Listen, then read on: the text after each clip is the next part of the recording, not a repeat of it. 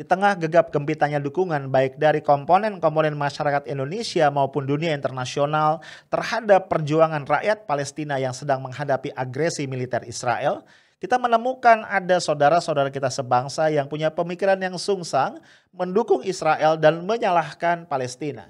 Kita harus waspada, nampaknya ada upaya-upaya dari pihak-pihak tertentu secara terstruktur, sistematis, dan masif untuk menggeser posisi kita yang semula mendukung Palestina menjadi mendukung negara Zionis Israel.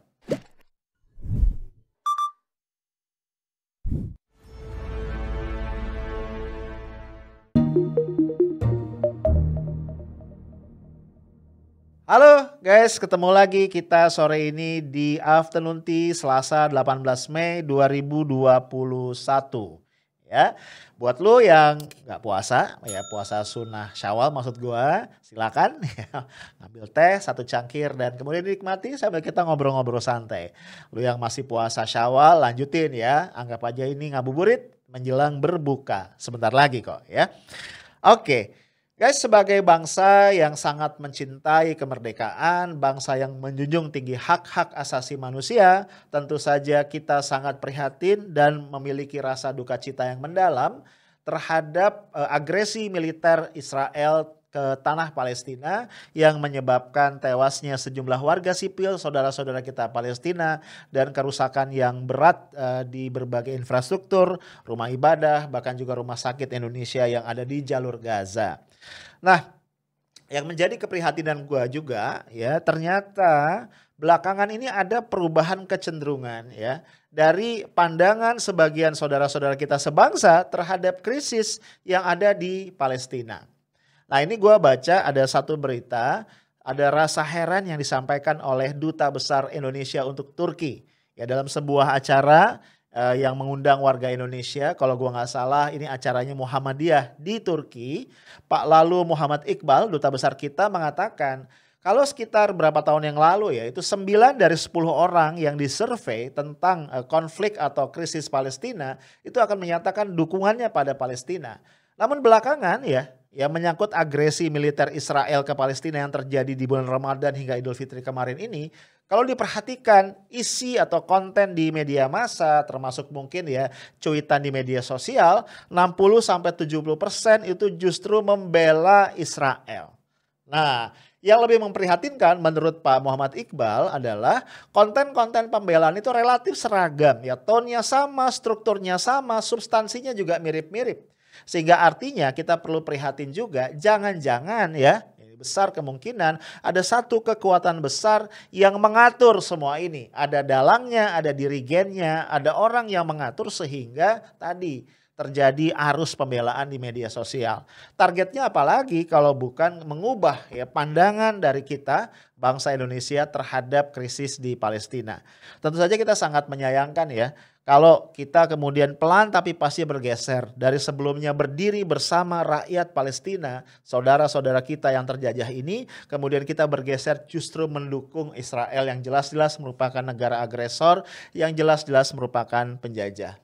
Nah guys, ini ada satu lagi yang menarik ya. Jadi ada komentar di Instagram dari seorang netizen, kemudian dikomentari oleh Ustadz Salim Al-Filah, lalu di capture, di upload ulang ya, di posting oleh Salim Al-Filah di akun Twitternya.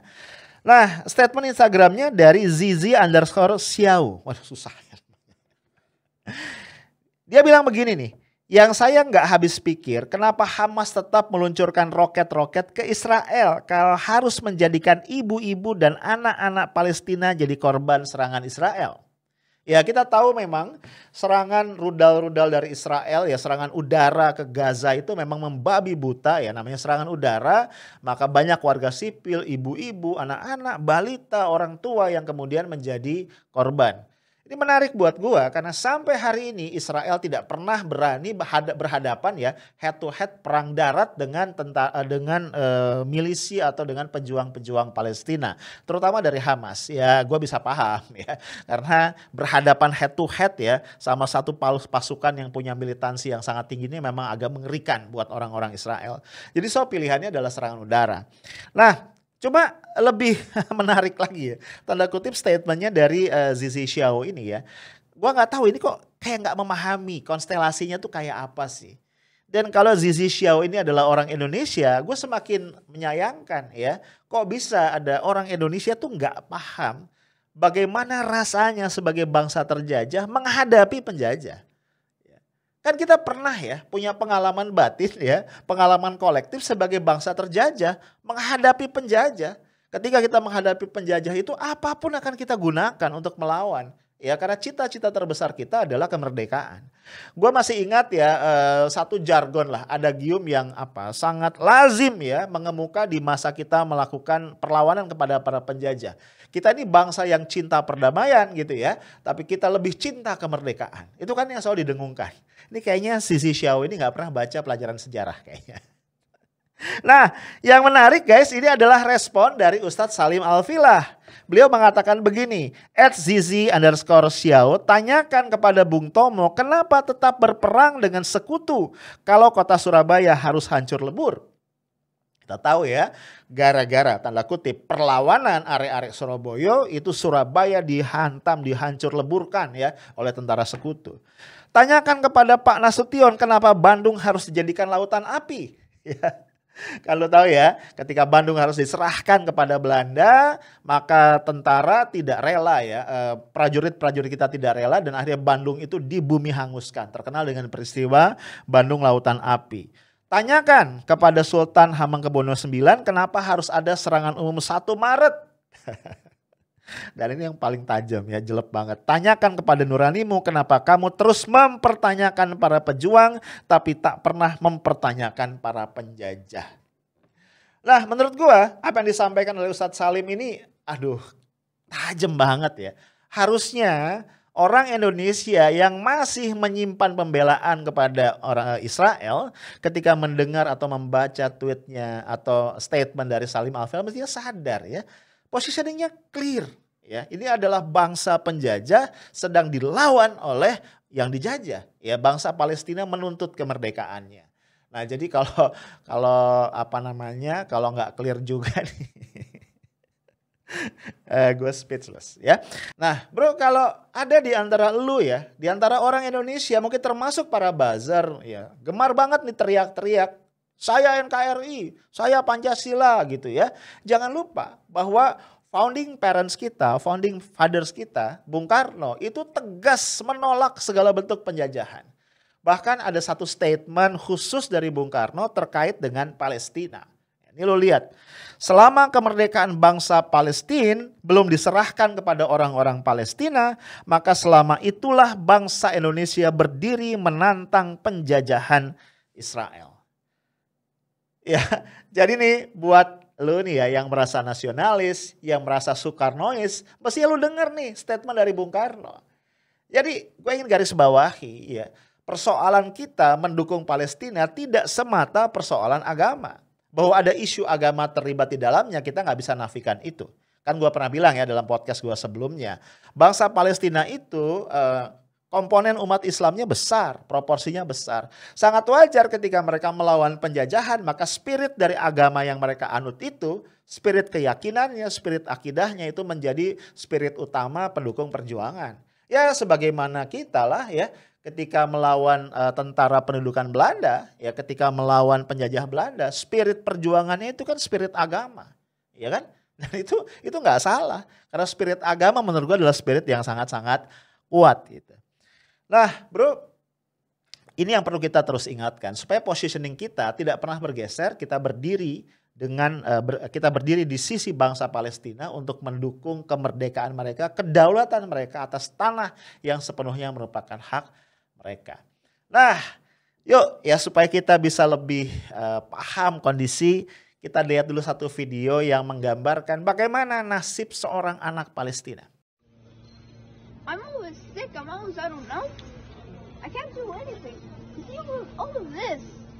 What do you expect me to do? Fix it? I'm only 10. I can't even do anything this morning. I just want to be a doctor or anything to help my people, but I can't. I'm just a kid. I don't even know what to do. I get scared, but not really that much. I get I'd do anything for my people, but I don't know what to do. I'm just 10. I'm just 10. All of this, when I see it, I literally cry every day, saying to myself, why do we deserve this? What did we do to this? My family said they just hate us. They just don't like us because we are Muslims. Why does Muslims act for you like that? We're just kids. You see all of the kids around me? They're just kids. Why wouldn't you just send a missile to them and kill them? It's not fair. It's not fair. Kalau gue nonton video tadi, gue tuh nangis bro. Ya, karena gue kebayang ya bagaimana seorang anak itu bisa dirampas masa depannya padahal dia sangat ingin berbuat untuk bangsa dan negaranya. Tapi sebagai seorang anak kecil usianya 10 tahun, bagi dia susah memahami kenapa hanya gara-gara dia dan keluarganya, dia dan bangsanya adalah bangsa muslim, kemudian mereka bisa diposisikan sebagai sasaran tembak seperti itu. Ya, bisa dinistakan, bisa dijajah, bisa dianiaya secara biadab oleh Israel. Nah, menurut gua kita punya hutang lah ya. Ya, Indonesia ini punya hutang kepada Palestina, khususnya kepada anak-anak Palestina untuk mendukung kemerdekaan mereka. Jadi sekedar bersuara di OKI, menurut gua nggak cukup ya. Indonesia harusnya sebagai negara besar, negara mayoritas muslim, komunitas muslim terbesar di dunia bisa berbuat jauh lebih banyak dari itu. Yuk, berikutnya kita dengar ini ada apa sih harapan ya dari seorang perempuan Palestina, dari seorang ibu terhadap Indonesia. Indonesia هي بلد مسلم تغار على شرف الإسلام مصر رسول الله إندونيسيا تدافع وترفع راية فلسطين عاليا ويهتف خرجت مليونية في اليوم الأول في مسيرة العودة الكبرى في إندونيسيا تناصر فلسطين.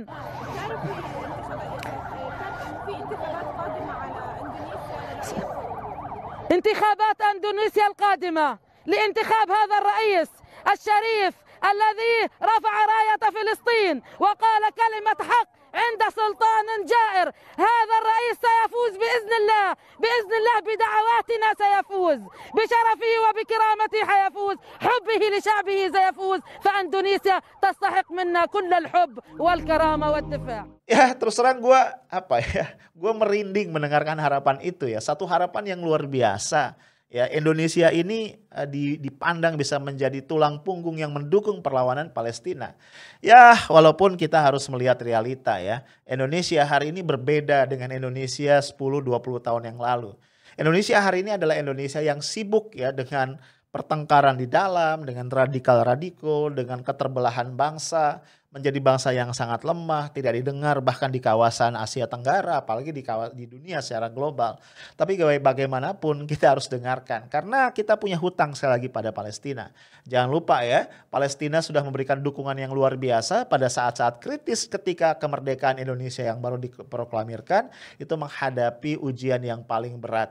Ya, bukan cuma pernyataan dukungan pengakuan kedaulatan ya, walaupun Palestina waktu itu belum berstatus sebagai negara. Palestina memberikan dukungan kedaulatan, kemudian juga ada saudagar Palestina yang menyalurkan dananya, kemudian juga mufti besar Palestina menyampaikan dukungan itu secara langsung ke dunia internasional. Jadi kita punya hutang terhadap Palestina.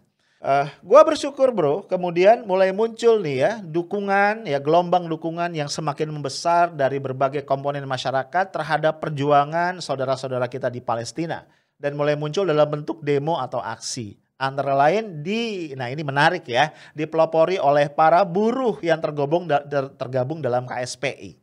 Ya, ini bayangan gua nih, kalau para buruh sudah bergerak dan inti gerakannya tidak sekedar nasib mereka sebagai buruh, ya kan? Biasanya kan kalau buruh demo itu menyangkut upah minimum, menyangkut jam kerja, menyangkut jaminan kesejahteraan, dan kali ini buruh justru bangkit untuk persoalan global, persoalan kemanusiaan, persoalan Palestina. Menurut gua ini keren banget ya, dahsyat banget.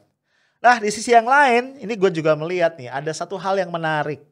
Ya, ternyata orang-orang Indonesia itu kreatif ya. Ada satu cara yang sangat kreatif dalam mendukung perjuangan rakyat Palestina. Karena kita juga harus mendukung, harus membantu saudara-saudara kita di Palestina untuk bisa bertahan ya dalam situasi yang sangat sulit dan berat ini. Ini ada satu cara yang menarik, yaitu membuat satu pasar gratis di Palestina. Ya, perlu saya sampaikan bahwa ini adalah pasar pertama gratis yang diadakan oleh warga Indonesia di Gaza, Palestina. Kita menyediakan stroberi gratis. Ini stroberi gratis. Terus sayur-sayuran pun gratis. Nah, saat ini mereka sedang memilih kebutuhan semau mereka. Di mana kebutuhan ini mereka akan jadikan pasokan makanan selama 10 hari. Imun pun, dan perlu saya sampaikan bahwa kita mendapatkan membeli hasil pertanian dari warga Palestina yang ada di jalur Gaza. Ini jeruk hasil pertanian dari Gaza.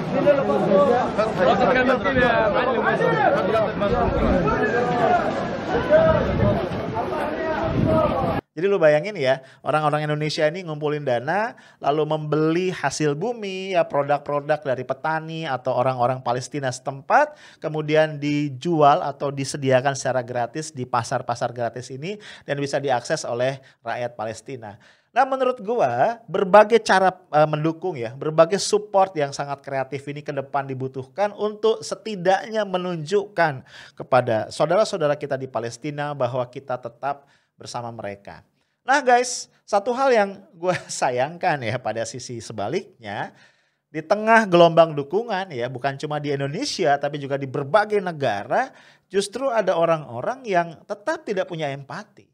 Salah satunya dari seorang buzzer, namanya Ferdinand Hutahian, yang justru menganggap orang-orang yang menggalang dana untuk membantu Palestina ini orang-orang yang otaknya sungsang.